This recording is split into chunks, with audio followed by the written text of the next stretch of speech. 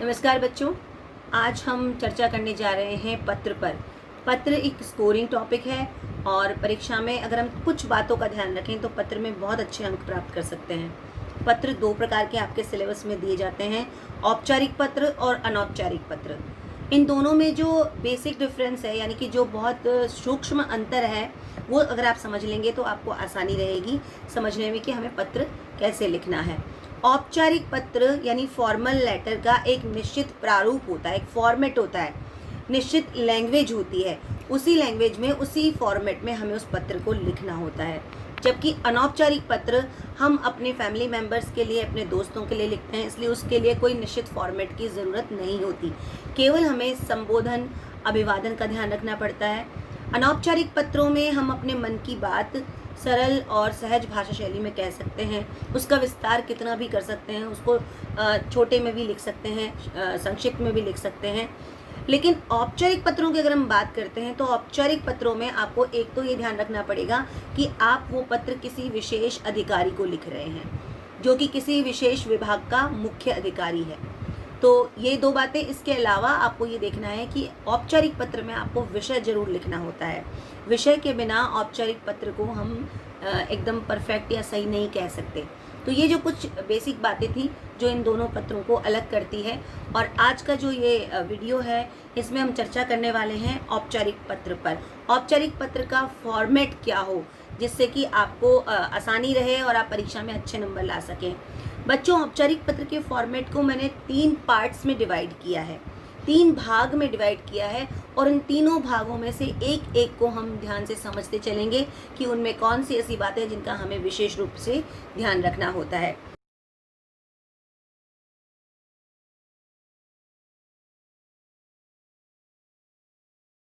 यहाँ देख रहे हैं आप कि जिस शीट में, जिस पेपर में आप पत्र लिखते हैं, सबसे पहले आपको ये देखना है कि उसमें आपको एक हाशिया लाइन तैयार करनी है।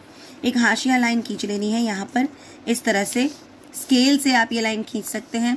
आपकी कॉपी में वैसे तो लाइन खींची हुई होती है, लेकिन परीक्षा की जो कॉपी होती है उसमें लाइन नहीं होती, तो वहाँ पर आपको ये हाशिया लाइन खींचना बहुत ज़रूरी है। इस हाशिया लाइन के इस साइड में आपको कुछ भी नहीं लिखना है। ये जो मैंने यहाँ पे निशान बनाया है एरो का, इस पूरे एरिया में आपको कुछ भी नहीं लिखना होता है। आप जो भी कुछ लिखेंगे वो इस तरफ लिखेंगे।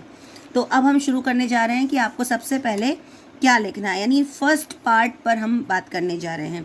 फर्स्ट पार्ट में सबसे पहले ऊपर जो है वो पता, जो पत्र लिख रहा है वो यहाँ पर जहाँ से पत्र लिख रहा है उसका पता लिखता है। तो आपको मुख्य रूप से इस पते में परीक्षा भवन लिखना चाहिए।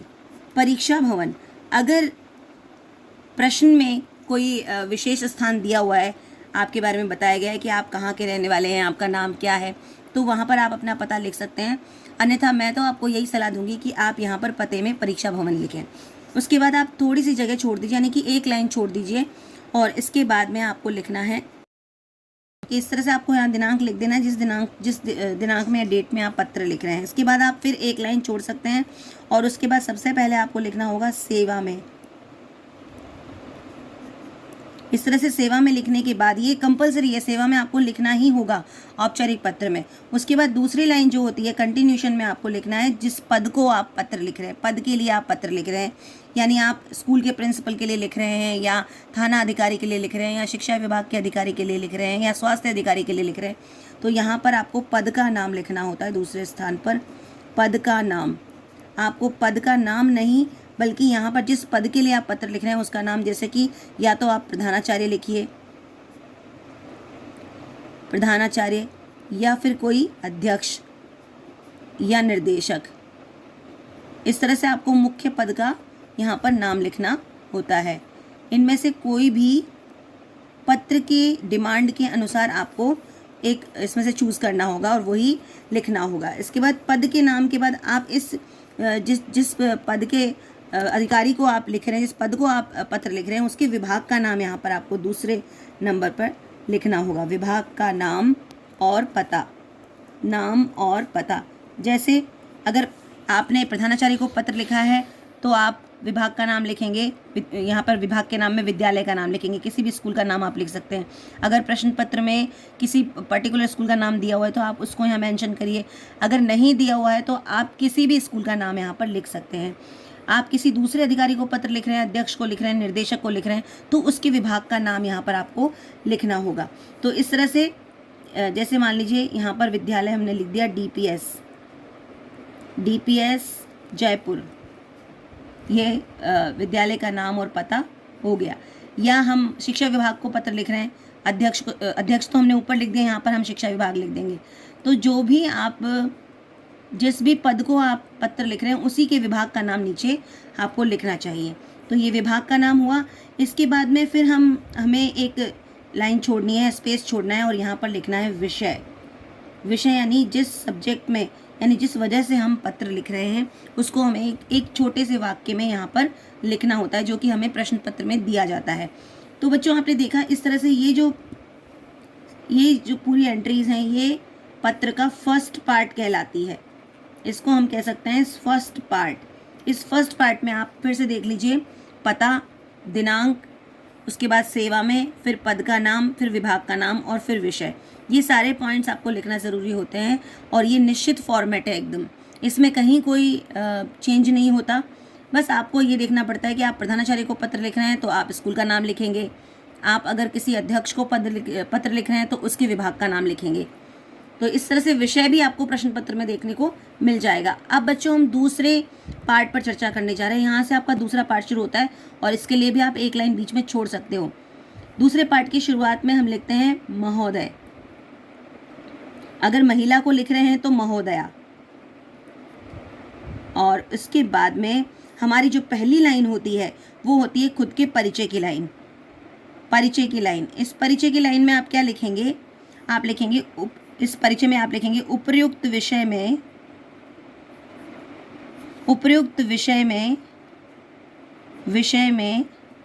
निवेदन है। उपर्युक्त विषय में निवेदन है। अब देखिए यहाँ पर ऊपर जो आपने विषय लिखा है यहाँ पर उसके अंतर्गत आप निवेदन करना चाह रहे हैं। तो ये जो परिचय आप यहाँ पर लिखेंगे, इसमें आप ये लाइन लिखने के बाद आप यहाँ पर अपना नाम लिखिए, फिर अपनी कक्षा।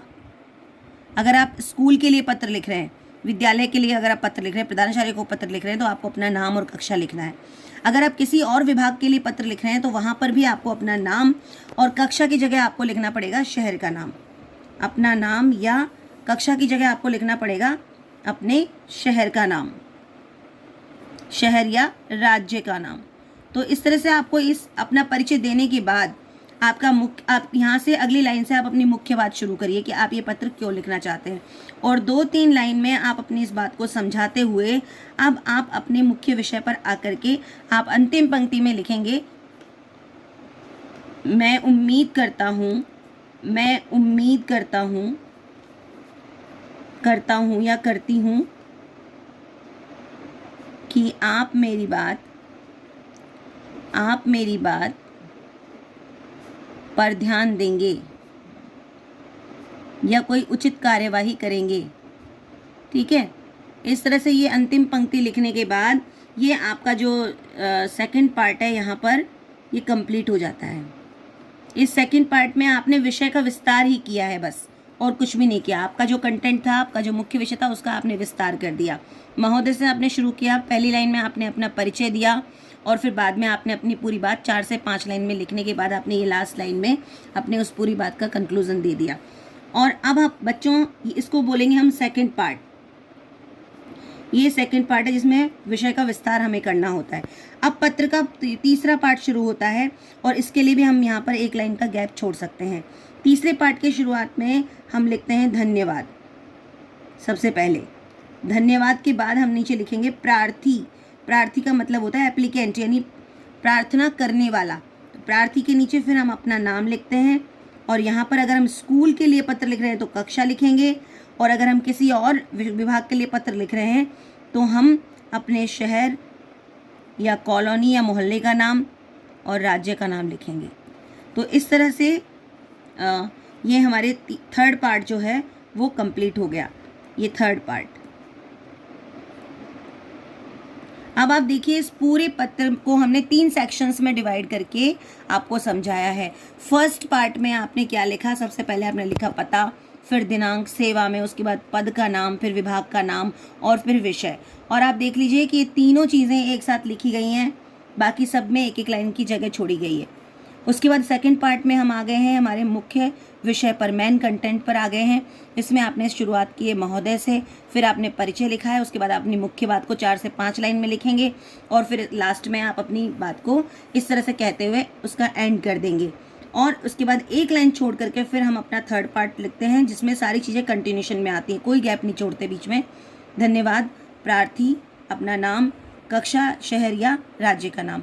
तो इस तरह से बच्चों आपने देखा। अब आप देखिए यहाँ पर मैं आपको 2 प्रश्नों के माध्यम से समझाने की कोशिश करती हूँ कि आपको बहुत सारी चीज़ें आपके पत्र में ही मिल जाती हैं। जैसे कि आपको फर्स्ट पार्ट के लिए कुछ चीज़ें चाहिए, हम इस फॉर्मेट में देखेंगे। फर्स्ट पार्ट के लिए आपको पता चाहिए। पता में आप या तो परीक्षा भवन लिखिए या फिर आप उदयपुर से पत्र लिख रहे हैं तो DPS उदयपुर भी लिख सकते हैं या परीक्षा भवन भी लिख सकते हैं। उसके बाद दिनांक आप जिस दिन की है उस दिन की दिनांक लिख दीजिए। सेवा में के बाद पद का नाम आपको लिखना है। अब चूंकि पहला ये प्रश्न आप देखिए, आप DPS जयपुर में कक्षा 8वीं में पढ़ने वाले छात्र सुनील हैं। शुल्क माफ़ी हेतु प्रधानाचार्य को पत्र लिखिए। यहाँ पर आपको प्रधानाचार्य को पत्र लिखना है और स्कूल का नाम भी दिया हुआ है DPS उदयपुर। तो आपको यहाँ पर पद का नाम मिल गया प्रधानाचार्य और विभाग का नाम मिल गया DPS उदयपुर। इस तरह से आपने ये सारी एंट्रीज कंप्लीट कर ली। अब आता है विषय। विषय भी इसमें दिया हुआ है, देखिए आप, शुल्क माफ़ी हेतु, ये विषय यहाँ पर दिया हुआ है, इसको आपको अंडरलाइन कर लेना है, ये आपका सब्जेक्ट है और यहाँ पर आप लिख दीजिए शुल्क माफ़ी हेतु, विषय में आ जाएगा। इसके बाद अब आपका सेकंड पार्ट शुरू होता है और आप इसी जो आपने विषय लिया है शुल्क माफ़ी हेतु, इसको आपको विस्तार करके बताना है कि आप शुल्क माफ़ी क्यों चाहते हैं, क्या कारण है, आपके परिवार में क्या समस्या है, आप आर्थिक रूप से कमज़ोर हैं, आपके पिताजी के बेरोज़गारी के कारण वो शुल्क देने में असमर्थ हैं। तो ये सारी बातें आप लिखते हुए फिर आप अपना ये मेन कंटेंट कंप्लीट करेंगे। पर ध्यान रखना है आपको, पहले लाइन में अपना परिचय देना है। आप क्या लिखेंगे, उपयुक्त विषय में निवेदन है कि मेरा नाम भी यहाँ दिया हुआ है सुनील, देखिए यहाँ पे नाम दिया हुआ है सुनील और कक्षा 8 में पढ़ने वाले छात्र हैं आप। तो यहाँ पर आप लिखेंगे नाम सुनील और कक्षा 8 में पढ़ता हूँ। फिर आप अपनी मुख्य बात कहना शुरू करेंगे और इस तरह से आप ये अपने मिडिल पार्ट को कंप्लीट करेंगे। जब आपका थर्ड पार्ट शुरू होता है तो यहाँ पर धन्यवाद और प्रार्थी में आपको खुद का नाम लिखना है जो कि इस प्रश्न में दिया गया है सुनील। तो यहाँ पर प्रार्थी के नीचे आप अपना नाम लिखेंगे सुनील, यहाँ पर कक्षा 8 और अगर वर्ग में आप लिखना चाहें तो कुछ लिख सकते हैं, नहीं तो कोई बात नहीं। तो ये तो पहला प्रश्न हो गया जिसके आपको इस फॉर्मेट को ध्यान में रखते हुए आपको पत्र लिखना है। अब इसी तरह का दूसरा प्रश्न भी आ सकता है कि आप उदयपुर निवासी सुनील हैं, आपके शहर में पिछले दिनों में काफ़ी लूटपाट व चोरी की घटनाएं हो रही हैं, शिकायत करते हुए थाना अधिकारी को पत्र लिखिए। अब देखिए किस तरह से फॉर्मेट बदलता है।